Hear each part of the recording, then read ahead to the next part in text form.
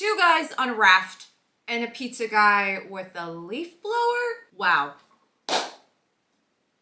We have a lot to talk about.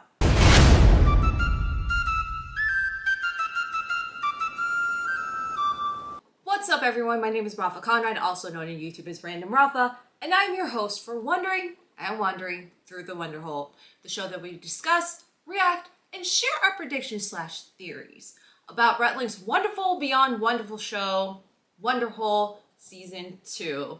Wow, this is the first episode of my post-show series where I do want to say sometimes, but I can go off the wall sometimes when I share my thoughts, my perspectives on anything. For this show, I will share everything that could possibly think about in this somewhat unscripted series about Rhett's show, Wonderhole Season 2.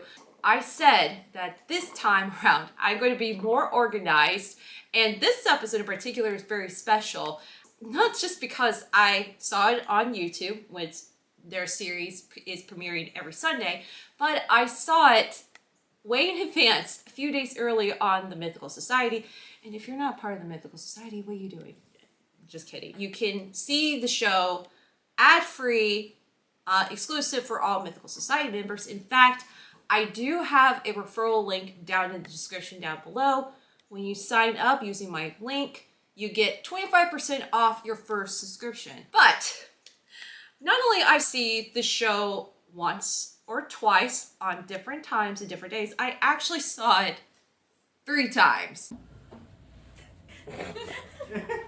What? Yeah, I was so fortunate to attend the special screening for that show in LA a few days ago. It was just so great to be in a huge room filled with fully devoted, fully supportive mythical beasts, seeing not just this episode, but another episode, which I will review a little bit later. And not to mention, I was in front and center when I saw the episode. And yes, I had to go to my chiropractor to get it fixed, but it was all worth it. We're still good.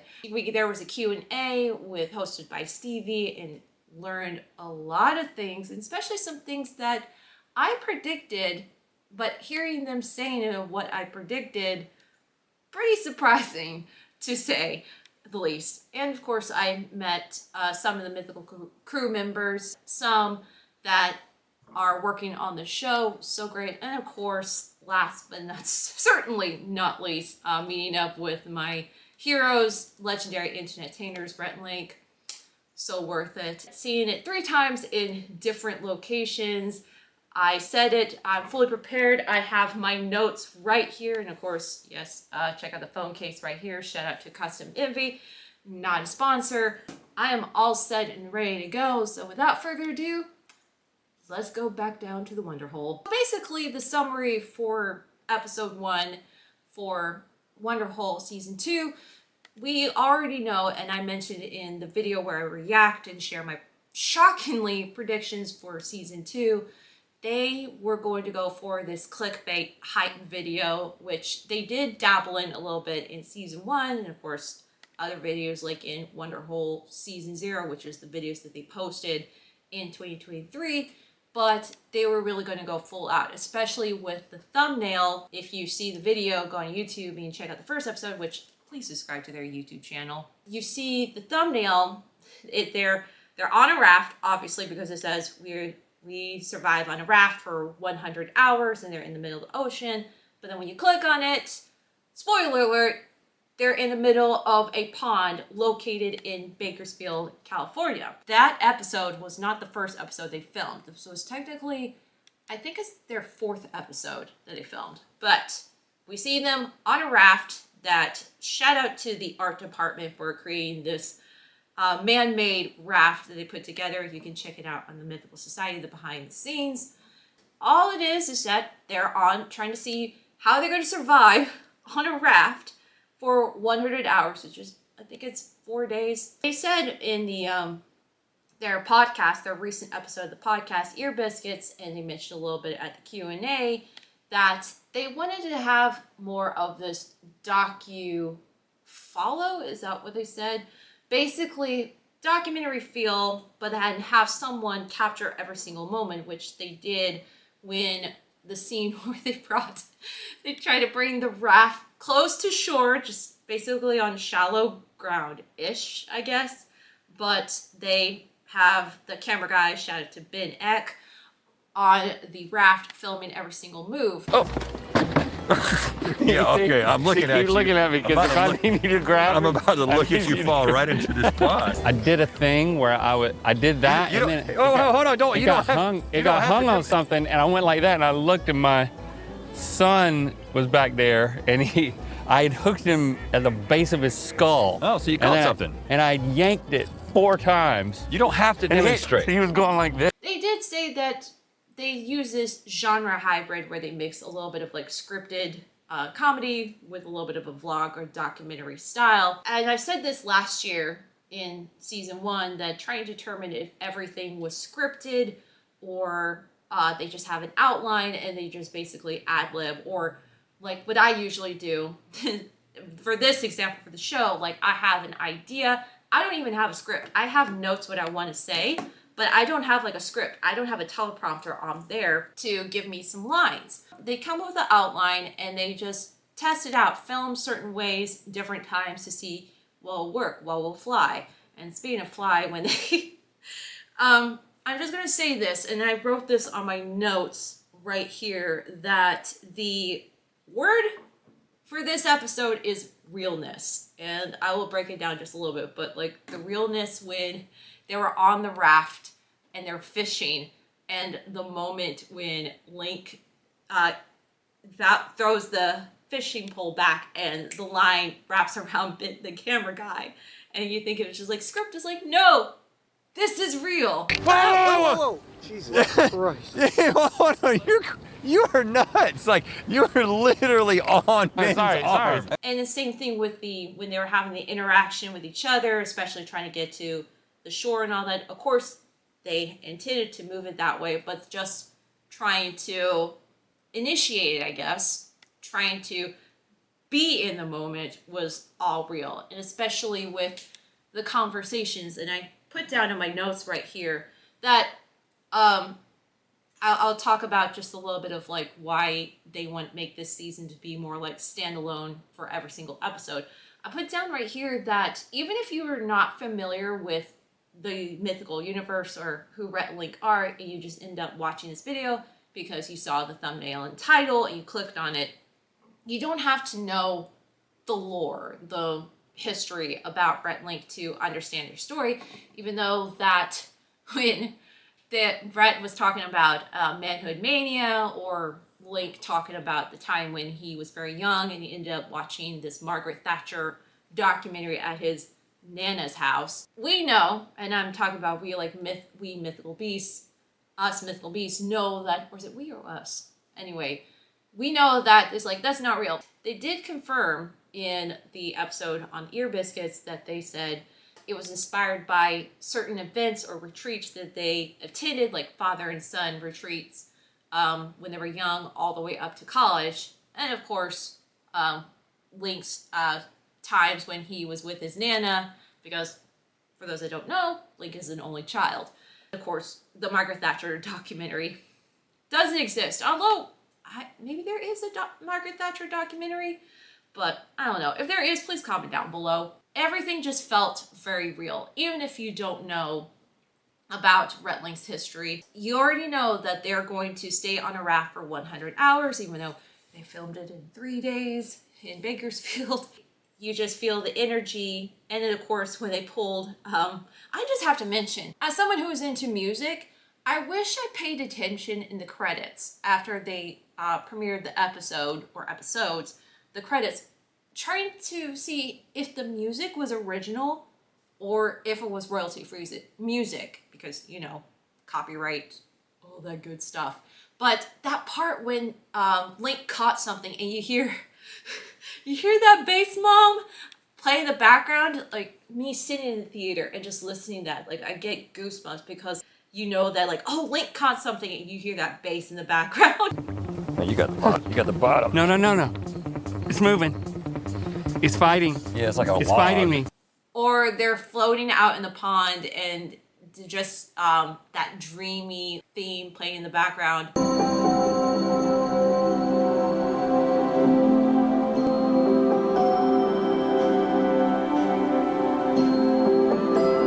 Or it's nighttime and sun comes up.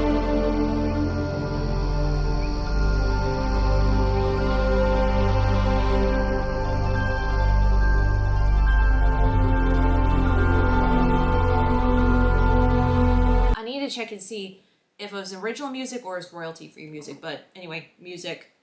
I'm intrigued by it. Moving on, the timing. I mean, when Rhett says like, "Oh, we found," I'm not going to say it because I don't know if YouTube would accept that. But then when he exclaimed it and Link kicks it in, it's just like, yep, good old Link right there. You see that this is happening. And of course, if you're someone that has grown up watching Rhett and Link, you are maturing, and of course they're maturing as well. And of course, and just see the way that is, oh, if they're facing with this situation, like, oh, okay, so they're gonna deal with that. I hope they don't screw it up. I mean, I think that's some of the people that saw the episode, and especially when it's at the screen, that's when everyone thought. You see them trying to see how they survive while dealing with this substance that they found in the middle of a pond. And your other character that comes in, the pizza guy, which I actually followed him right before I filmed this episode right here. Ward Roberts. I mean, he was so committed. And in fact, when Rhett and Link moved out to California, their first friend they made when they were out there the first time was actually Ward Roberts. He's a comedian. He's also a filmmaker. Did I mention that realness is the topic for this episode? He was so committed to the bit, the tracksuit. They told Ward what the character was supposed to do. No lines whatsoever. Completely improv, completely ad-lib. But with just like the part where he comes in and goes, "Ayo!" And then Link says, "We got," you know. The interaction between them. But then that kind of thought in my head is like, he's probably going to be the antagonist, which he's not, but he is. But you just see him just committing to the bit. And of course the tracksuit, which when I was at the premiere, Ward was there and he wore the tracksuit at the premiere. Okay, we got this character right here. Maybe he'll show up. Spoiler alert, he does show up a few times. We see just a little bit of the conflict of like how Rhett and Link are going to survive on this raft for the next how many hours. And of course you hear a lot about, yeah, manhood mania or Margaret Thatcher or something like that, the old Rhett and Link fashion. And I do want to stop here for a moment. I said in the first video where I shared my predictions, and of course Rhett and Link mentioned on their podcast, Ear Biscuits, that they intended to have every single episode be a standalone episode compared to what they did in season 1, where they have everything all connected, even though they kind of were standalone, but they were connected some way, especially if you watch the end, the ending of the last episode from season 1. It proves that everything was all connected because it's all what they visioned, what they captured when they're on the island through the eyes of Rhett and Link. With these episodes, they were made to be standalone because we already know that this is going to be about clickbait and switch. That's the title, that's the whatever is the subtitle, I don't know what it is, the log line for this season in particular. And because and I said earlier that you don't have to know about the lore or be part of the mythical universe to understand it. With this episode, when you look at it, which I think by the time I'm filming this episode, it's currently at 365,000 views right now, which is not bad. Like 24 hours plus later, go off. They want to make these more like, if someone is going on YouTube and then all of a sudden this clickbait video pops up, they can click on it. No matter what the order is, they can just watch it and make it completely standalone. And it makes sense when they end each episode instead of compared to season 1, where it says, on the next episode of Wonderhole.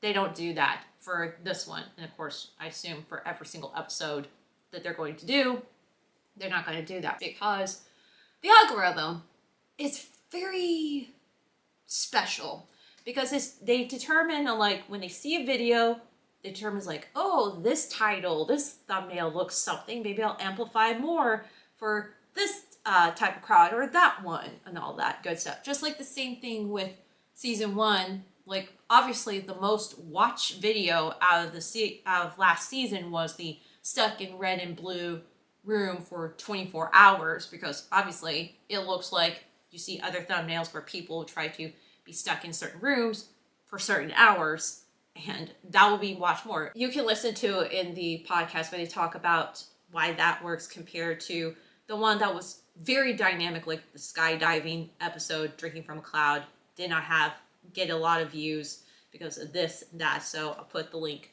to their podcast of that episode down below. Obviously, that you see the struggles in this, and then the pizza guy comes back, which I knew that he was going to be the antagonist. And the leaf blower, like, I was laughing so hard because I was like wondering, like, what is he doing with that? But then when I realized, oh, he's trying to annoy Rhett and Link because he's going to be the antagonist. So every time that Rhett and Link talk, he will turn the leaf blower in the positions. Did I mention that I appreciate how well Ward was committed to the bit? The realness. When Rhett was sharing the story, obviously there's confirmation, you know, from the Q&A and the behind the scenes on Ear Biscuits that this is completely, they have an outline on what it's supposed to be, but they don't have any lines. So they basically ad-lib.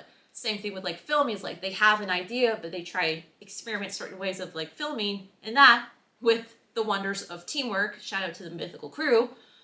But just try to see what will work. And of course, I think for me, seeing them when they did a scripted series like this, and I'm not talking about the sketches, when you do a series like starting with Buddy System season 1, but you see them from there going up to where they are right now, you can tell they are so comfortable and just being themselves. Because if you try to, it is a challenge to try to be real when you have lines. I mean, if you watch Good Mythical Morning, you can tell when they open the show, when they say Good Mythical Morning, and they read off a teleprompter or a script written by the writers. Everything else is not scripted.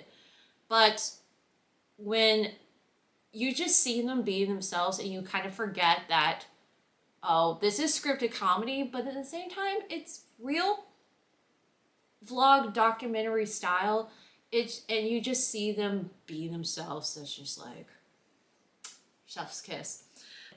When you just see the antagonist trying to tick off Rhett with a leaf blower, and then Rhett going off telling the story about the golden beaver. I almost said golden goose or golden eagle or something like that, but the golden beaver. I don't know how long they filmed it or how many times they filmed it, but if you know Rhett very well, he can go off sometimes. But again, seeing his real personality on screen when he was telling his story, I mean, I'm just like sitting there, it's like, yep, that's Rhett.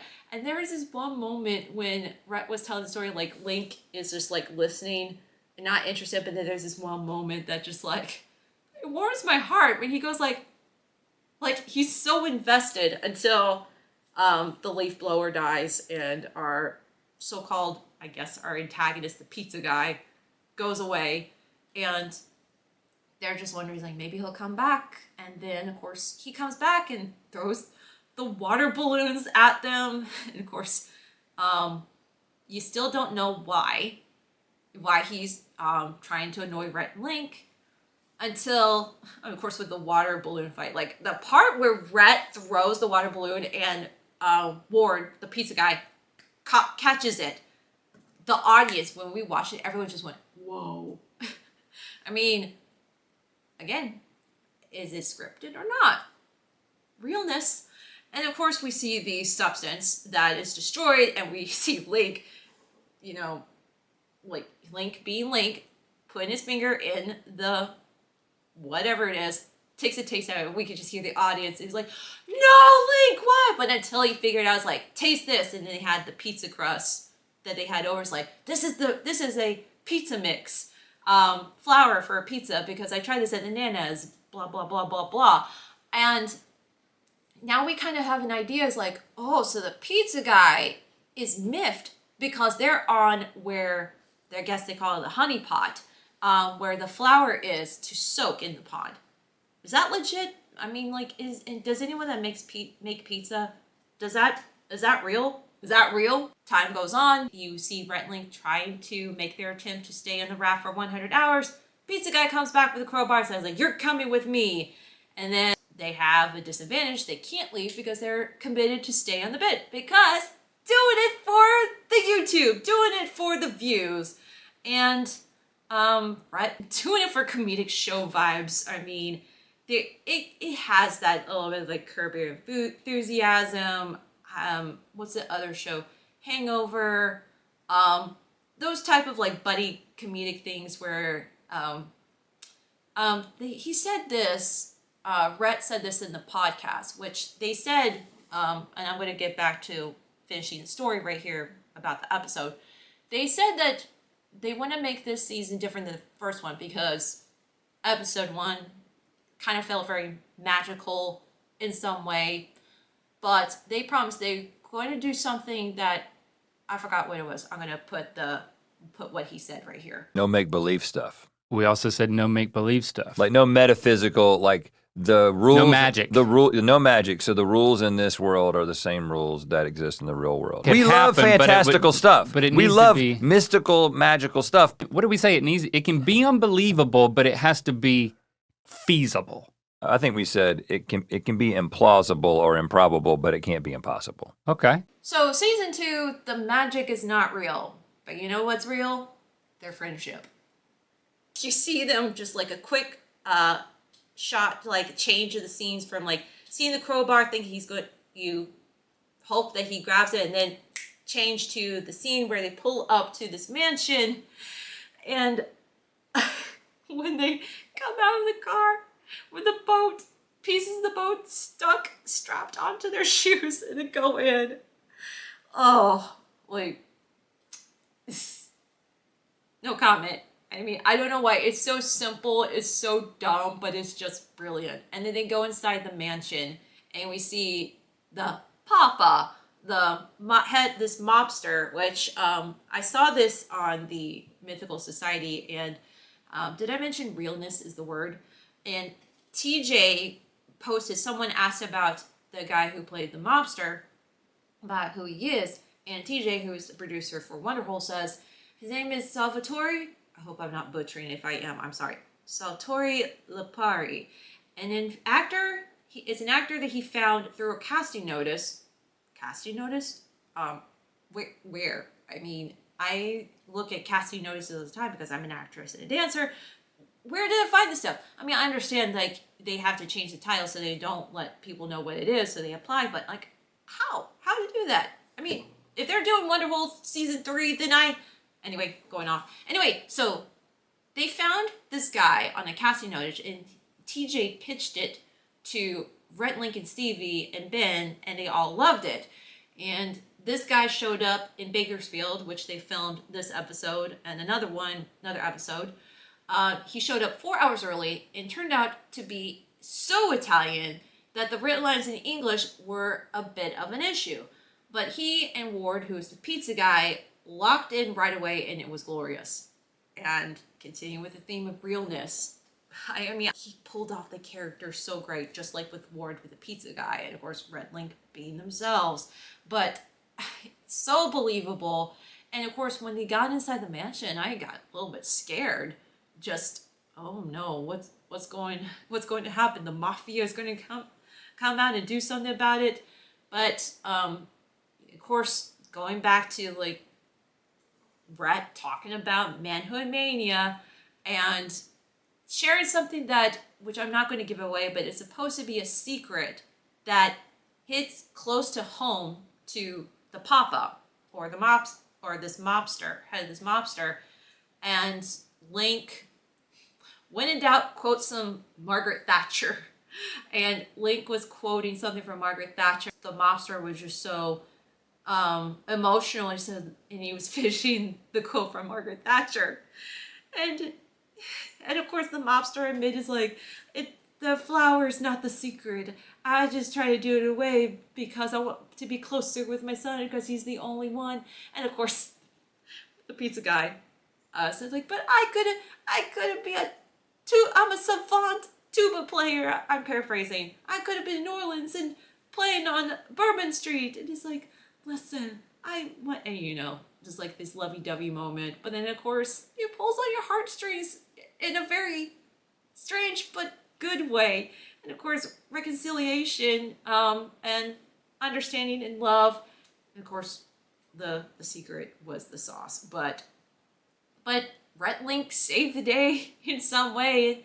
Brought the papa and the pizza guy closer than ever, which the pizza guy is his son. And real love, realness.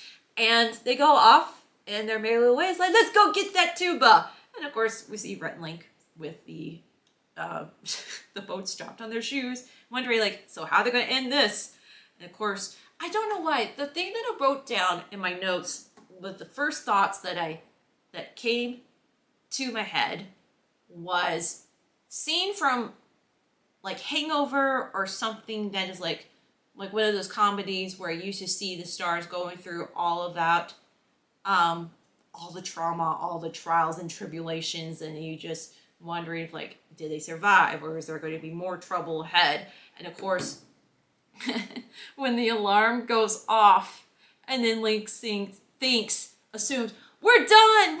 And then Rhett goes, oh, no. That was just an alarm. Like, you know, we got 11 minutes left. And then also I got to call your dad. I thought that last year, in season 1, I thought, you know, in season 2, they need to have Charles be part of the show some way. And he did, of course. Charles saying, hey, how you doing, son? And then Rhett goes, hey, daddy-o. And you just like, oh, so we know about, which I don't want to give away. You have to watch the episode to find out about it, even though I gave some away. So, what a great way to start off season 1. But again, I don't know what to expect. Well, I kind of do, but then I don't. But I have to say, when you listen to the episode on their podcast, Ear Biscuits, they filmed it before they did the premiere, and you hear the behind the scenes, you know, the little facts, especially one episode they had in mind, but they completely scratched it in and replaced it with this one because it makes sense. And you hear, you know, just like basically for every YouTuber would go through of like, what if they don't like it, whether they don't. And they said one thing that really like broke my heart was like, they assumed that people were going to like season 1 better than season 2.